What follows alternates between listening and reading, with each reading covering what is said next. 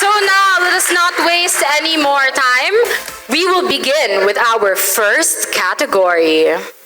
All right, ladies and gentlemen, this game is called Scene Circle. But before we start, I would like to ask the audience for a prompt. I will need a specific prompt from a specific person. Hello, good person. You seem like you watch a lot of movies, TV shows. What's your favorite line from any piece of media? I don't watch movies. I don't watch movies. That's your line. Alex, start it.